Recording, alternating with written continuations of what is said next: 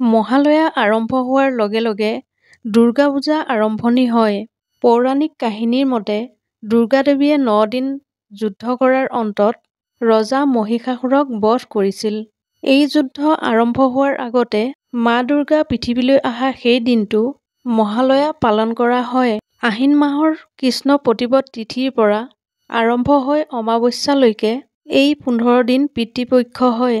এই ১৫ দিনত সকলোৱে নিজৰ পূৰ্বজসকলক জল অৰ্পণ কৰে আৰু তেওঁৰ মৃত্যুৰ তিথিত শ্ৰাদ্ধ কৰা হয়।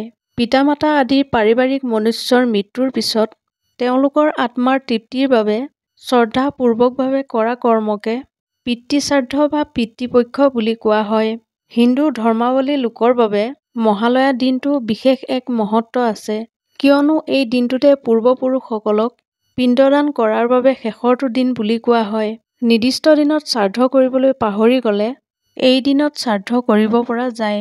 এই দিনটোৰ আৰু এটা বিশেষত্ব আছে, সেইটো হ'ল মহালয়াৰ দিনা অসুৰ আৰু দেৱতাৰ মাজত ভয়ংকৰ যুদ্ধ হৈছিল আৰু যুদ্ধত বহুতো দেৱতা আৰু ঋষিৰ মৃত্যু হৈছিল। তেওঁলোকক শ্ৰাদ্ধ অৰ্পণ কৰিবৰ বাবে এই মহালয়া দিনটো পালন কৰা হয়। মহালয়াৰ দিনটোৰ মহত্ব পশ্চিম বংগত বহুতো বেছি হয়, কিয়নো সেই দিনটোতে দেৱী দুৰ্গাৰ মূৰ্তি বনোৱা মৃৎশিল্পীজনে দুৰ্গা মাৰ চকুজুৰি তৈয়াৰ কৰে। মহালয়াৰ দিনা মূৰ্তিকাৰজনে দুৰ্গা মাৰ চকুজুৰি তৈয়াৰ কৰাৰ লগতে ৰং দিবলৈ আৰম্ভ কৰে। বিশ্বাস কৰা হয় যে পৰলোকগামী আত্মা য'তেই অৱস্থান নকৰক, মহালয়াত জীৱিত পুত্ৰসকলে পৰলোকগামী আত্মালৈ শান্তি, সন্তুষ্টিৰে শ্ৰাদ্ধ আৰু জল-তৰ্পণেৰে তেওঁলোকক মৰ্ত্যলৈ আহ্বান কৰে। এই সময়ছোৱাত যমৰাজে মৃত ব্যক্তিসকলৰ আত্মাক তেওঁলোকৰ সতি সন্ততিসকলক কুশল মংগল জানিবলৈ পৃথিৱীলৈ পঠিয়াই দিয়ে।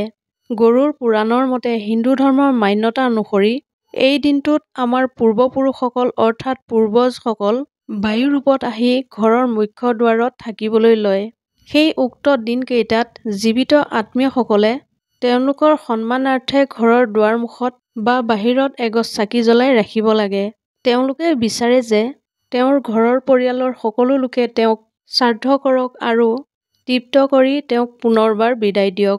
বিশ্বাস কৰা হয় যে এনে কৰিলে পূৰ্বজসকলে আশীৰ্বাদ দিয়ে আৰু পৰিয়ালটো সুখেৰে থাকে।